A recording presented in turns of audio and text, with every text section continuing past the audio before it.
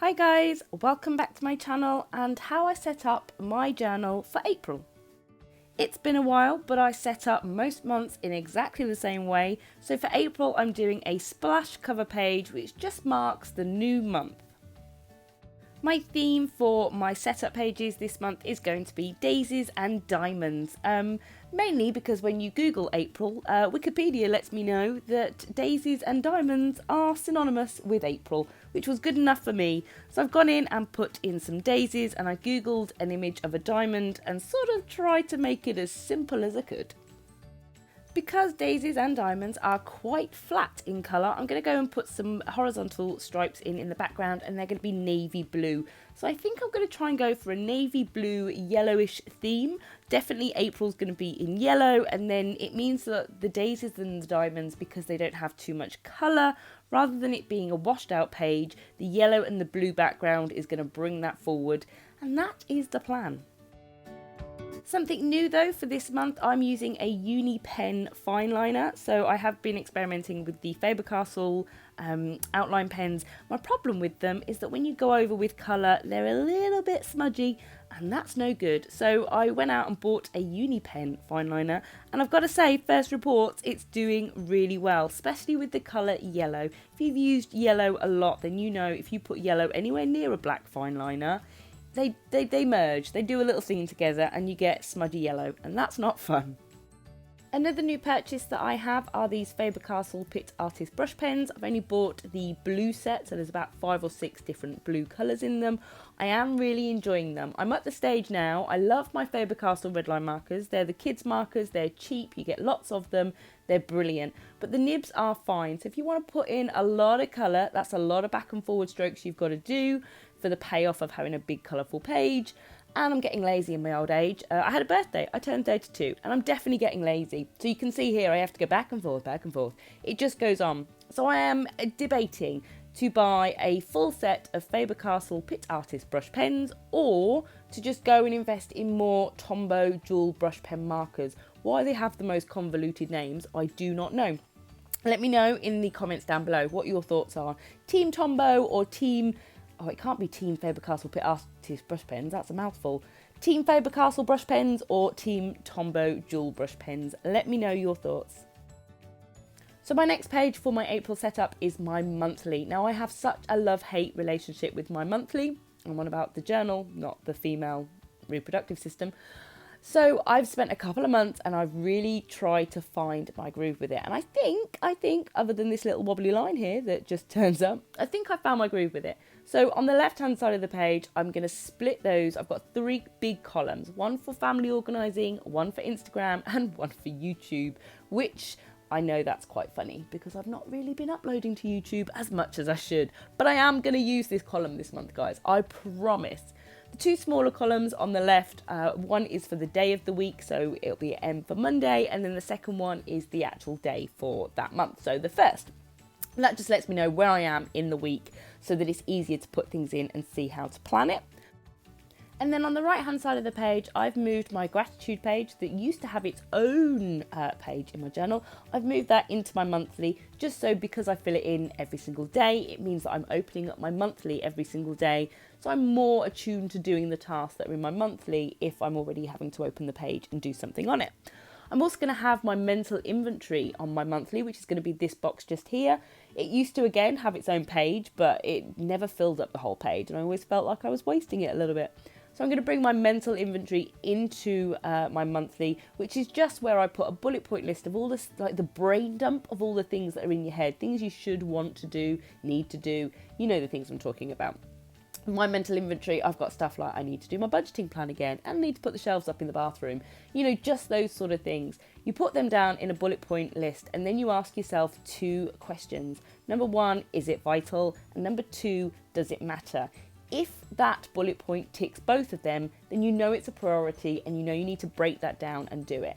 If it only ticks one of the boxes, it does matter, but it's not vital, then it's not something you should prioritise, and it should be something that you do the 2 tick bullet points first before you do that. I hope that makes sense. If not, let me know that I've just waffled about it to you in the comments and I'll go through it a little bit more. But the second box I've got is for a goal that I want to put in my month. I think it's quite nice to set yourself a target.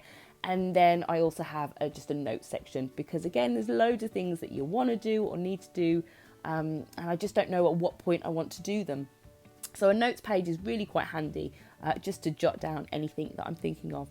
And that's it for this monthly. So I'm putting in all the days of the week and then also what the date is. And I like to highlight the weekends just so I can see how each week's going to come up in my monthly.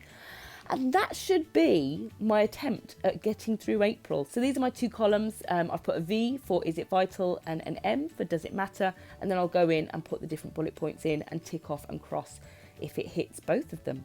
So I'll let you know how it goes next month when we do a review. But for this month, this is April. And then my last page is for my Doodle 9, which is the new Doodle challenge that I'm doing over on Instagram. I don't think I've spoke about it too much here on YouTube, but the premise is that you draw 9 boxes in your journal. So I used to do Doodle challenges every day, and that's a lot, isn't it? It's a lot to have to doodle something every single day for the entire month. Doesn't give you any time to take a break or take time off. So the My Doodle 9 challenge is much more relaxed. So you have 9 boxes and that centre box is yours. You can do whatever you like with it.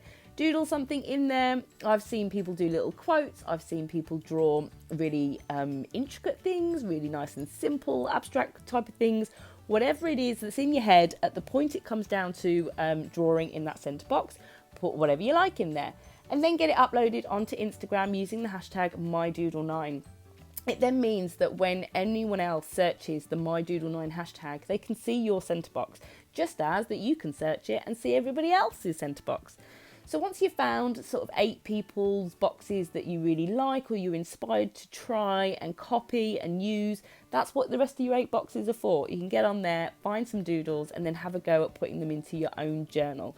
I'm really loving writing down everybody's boxes that I'm doing. So above my Jiminy Cricket that you can see that I'm doing for April, I'll write my name, and then in all the other boxes above it, I'll write all the other accounts that I've used from their centre boxes. And then it's really nice because you can upload it, you can tag the people on Instagram. It's a really nice way of sharing with people and interacting and just getting us doodling more. And it's very laid back. You only have to draw 8 people's boxes. You don't have to do it every day. You can do it at your leisure. It's not a monthly thing. I know that people sort of do one a month and that's sort of the rhythm we've set into. But you can do as many as you like. I often, when I scroll through the MyDoodle9 hashtag, I'm not looking for people that have only uploaded in April for my April doodle. I will literally just finger scroll like Pinterest and just stop on ones that I really, really enjoy. And there's lots of different abilities on there. So there are some people that have, you know, they've gone to town, they've got brilliantly complicated, intricate doodles. There's Jiminy. And then there's not. There's other ones that are really much more simple. So I think whatever your ability, there's going to be somebody that's doodled something that you feel like you can do. And I love that. So that's the My Doodle 9 challenge that I'm doing each month. And then my last page is my Leo Loves. If you've seen any of my Plan With Me videos, then you know every month I do a Leo Loves. Leo is my son and he is 3 years old. So whatever he's loved, whatever he's mastered, things that he's learned, because 3-year-olds move at the speed of light, I get it in here. Sometimes I write some little memories. A lot of the time I'll doodle or draw something that he's enjoyed. It's just a really nice memory page for my little boy. And that's it for the pages for my April setup. From here on out, it's all the weeklies that I will certainly get back into filming and uploading here for you guys. But for April, they're my core pages. They're the ones that I sort of tackle each month. I like to have them ready to go. And then it's into weeklies. So I have my splash cover page, I have my monthly that I've tried to cram absolutely everything into, and then I've got my Doodle 9 and my Leo Loves. So that's it for April, guys. I hope you enjoyed my video and I will see you soon, I promise.